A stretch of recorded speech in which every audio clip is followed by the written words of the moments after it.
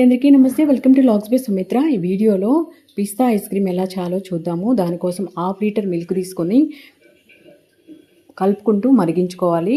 ఇందులోంచి ఒక 10 ml వరకు మిల్క్ పక్కకు తీసుకొని అందులోకి 2 స్పూన్స్ వరకు కార్న్ఫ్లవర్ వేసుకొని కార్న్ఫ్లవర్ లంప్స్ ఏమీ లేకుండా కలిపేసుకోవాలి. మొత్తం అంతా మిక్స్ అయ్యే విధంగా ఈ విధంగా కలిపేసుకున్న తర్వాత మరుగుతున్న పాలలోకి ఒక 2 స్పూన్స్ వరకు షుగర్ వేసుకొని షుగర్ కూడా మెల్ట్ అయ్యి బాగా కలిసిపోయేంత వరకు కలుపుకోవాలి.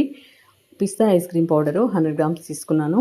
ఈ 100 గ్రామ్ మొత్తము ప్యాక్ వేసేస్తున్నాను. వేసేసుకొని బాగా మిక్స్ అయ్యే విధంగా మిక్స్ చేసుకోవాలి.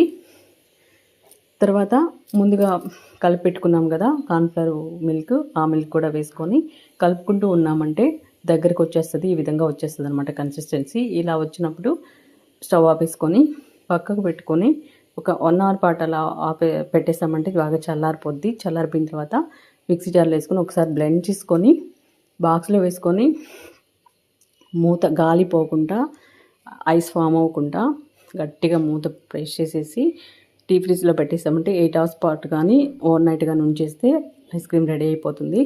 అంతే, ఎంతో టేస్టీ అయిన పిస్తా ఐస్ క్రీమ్ రెడీ అయిపోయింది.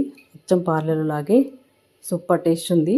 మీరు ట్రై చేసి టేస్ట్ చేసి ఎలా వచ్చిందో కామెంట్ సెక్షన్లో తెలియజేయండి. మన ఛానల్ని కొత్తగా ఎవరైనా చూస్తున్నట్లయితే సబ్స్క్రైబ్ చేసుకోండి. చూసారు కదా, ఐస్ క్రీమ్ అయితే చాలా బాగుంది. ఎమ్మీ ఐస్ క్రీమ్ రెడీ అయిపోయింది. Thanks for watching.